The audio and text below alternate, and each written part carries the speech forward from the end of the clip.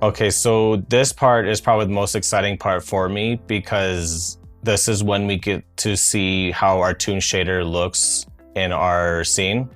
And so in this lesson, we're going to start taking test renders of our scene with our toon shaders, as well as start to adjust those shaders to get the details and stuff that we had set up as a template to feel right with our scene.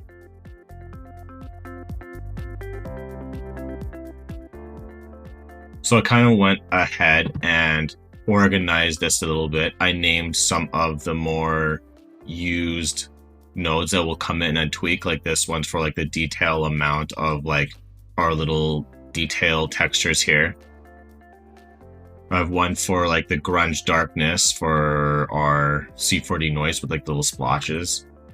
And then down here is our shadow darkness. That's how dark our shadows will be in our scene. We'll play with this value here to get a good result. And then this will be like our base color, and this is where we will sort of build up our color palette with duplicate materials.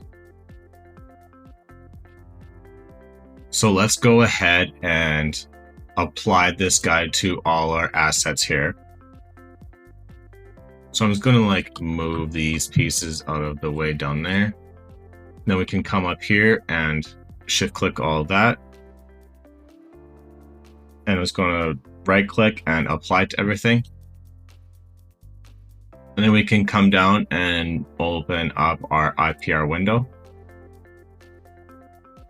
And you'll notice some stuff might not want to render with the shader. Sometimes when you bring in objects from like kitbash scenes, they will have materials attached, and when you import them into here, the materials like don't want to come, or like I've like deleted the materials down here. So a quick way to get rid of like all these things is we can come up to like the top null here, and just to make sure, I'm just going to group all these together with the Alt G, and I'm going to right click this guy, add a material tag to it, and I'll just add like a missing material, and I can click that tag, come down here to select child tags of the same type. There we go. And you'll see it actually selected like 800 similar of those like missing material tags. So I can just delete those.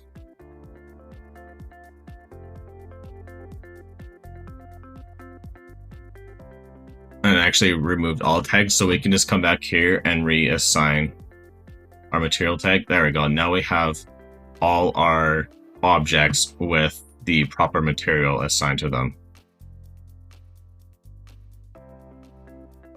I'm just going to let this render out for a second.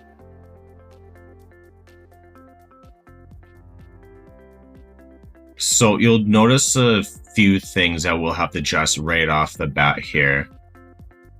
The main one being like we might have to adjust the size of like these little grungy splotches just because they're way too small and frequent. So I want to kind of make them like nice big splotches, and yeah, just less frequent overall.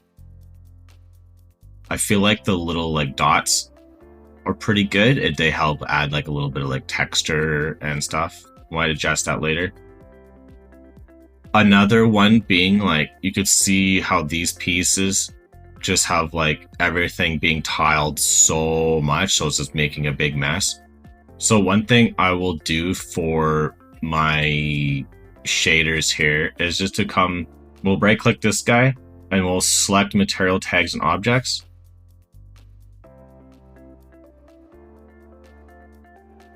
And with that selected, let me just get this guy going up here.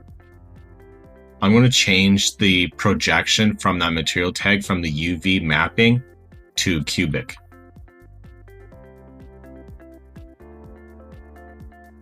So I'll let that render out a bit, and you'll notice it kind of made everything all small and awkward, but right now it'll be more uniform because it's not based on UVs, it's based on just like world projection. But these guys seem to still have an issue with that. So what we can actually do for those is you'll notice when I come here and delete the UV tag for them, it kind of resolves that issue. I don't know why it is doing that.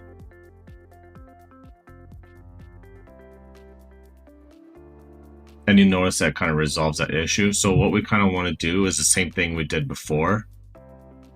Is I'm just going to control click drag this guy out and then do the same thing where we select the child tags of the same type and just delete those because we don't need UVs for our scene really at all. There we go.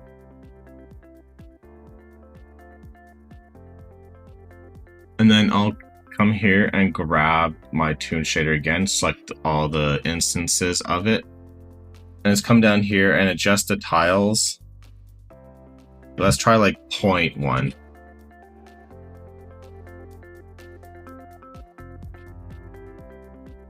There we go. Now we're getting a little bit better size of the details. Now let's move this over here.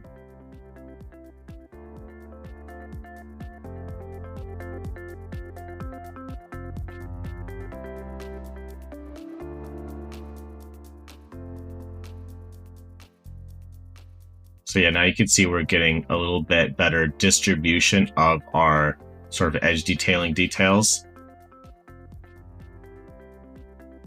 And we're not getting any of that weird areas where, oh, some someone's getting some, but I think that was in a different group here.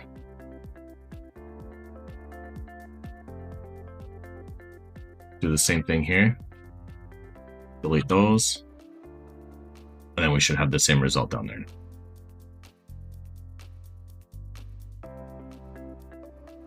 So another way we can kind of adjust our detailing is actually through the shader.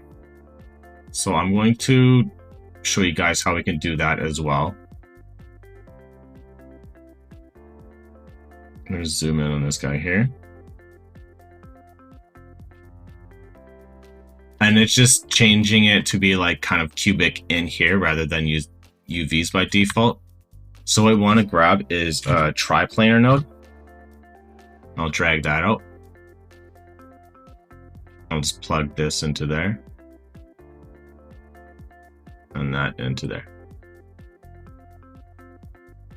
And so you can see kind of comes back to the same thing because it's now ignoring this stuff and just running it through this node here. But it's kind of set up in a similar way. So now if I bring it down to 0.1 here, if uniform scale is checked off, it'll just automatically fill in everything. We'll get that same result.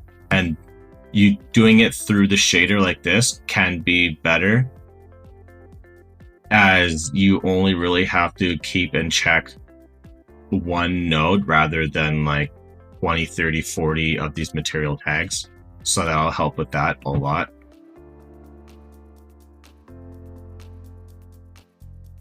So now we kind of have that figured out with these details. I'm actually going to go and just take this ramp node temporarily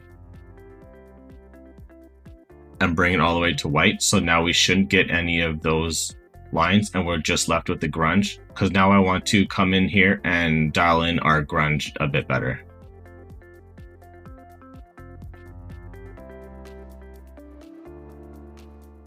So we like the size of our small little dots, but I want to adjust our bigger ones. So with the global scale for our big noise, I'm just going to increase it like 5 times and see where that gets us. There we go. A lot better already. Just some nice big like splotches here and there just helps give it a little bit more interest instead of everything being like equally like noised. So you can see like we're getting nice splotches on our pathway and stuff now.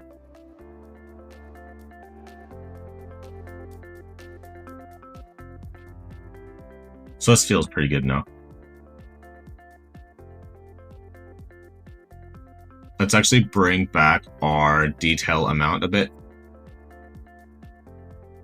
Maybe not as full as before, because we want to keep this a little bit calmer generally. And then in certain areas, we'll come in and maybe increase the triplanar amount and then increase the like contrast in here so it'll show up with like a lot more details. I'm just going to shrink this down so I can see it a little bit faster.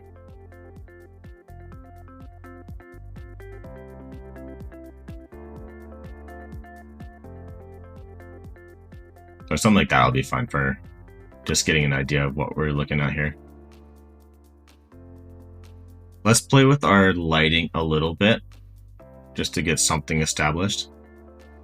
I'm done poking with that for a second, so I'll get rid of that.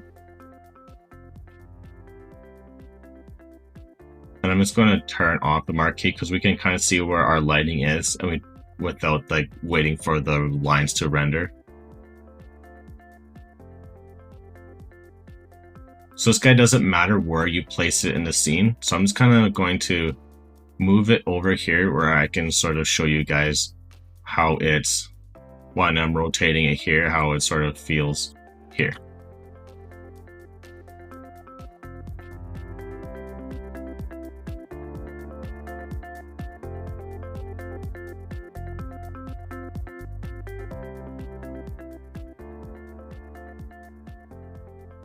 So I kind of want the light to come in almost like behind the camera, something like that. And then with like this foreground tube, like get it to like cast some like interesting shadows into our scene here. And I don't necessarily want it to cast a shadow here, so I might adjust that a little bit.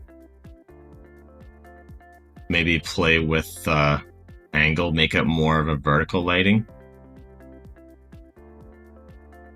Something like that might be cool. Like the shadows here kind of help push the viewer's eyes into the scene a bit.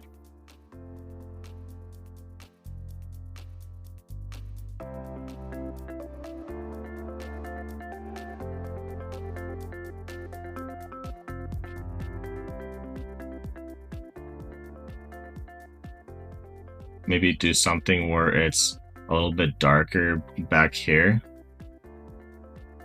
I kind of want to get like these sort of reactor things to have like that nice gradient lighting through them.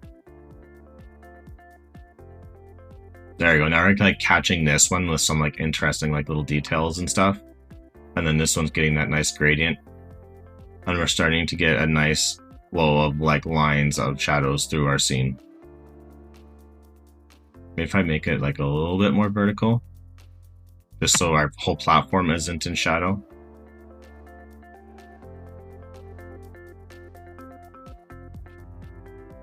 Something like this might work for now. We can always like tweak and adjust it later if once we get more details on, and like maybe I'll change this tube so it like does like a 90-degree turn or something, so we're not doing like just a big flat cut through here.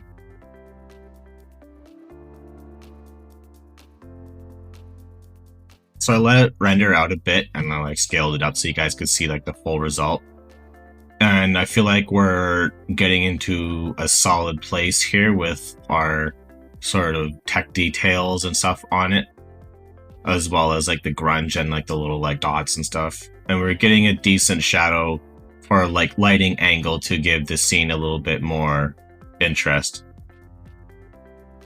You'll notice that there's like some things we'll have to come in and fix a little bit down the line. Like these sort of like vent panels can sometimes get a little bit too dark, so we might make a duplicate shader with those guys having their silhouette thickness a little bit thinner. And then there's stuff like how this door has inverted normal, so you can see how it's showing that it's like the shadow color, and we just want to like invert those normals so those are good to go. And then stuff like where the two planes are intersecting perfectly, it doesn't know what's what, so it does like kind of a blend in between. So that's where like these kind of issues will happen.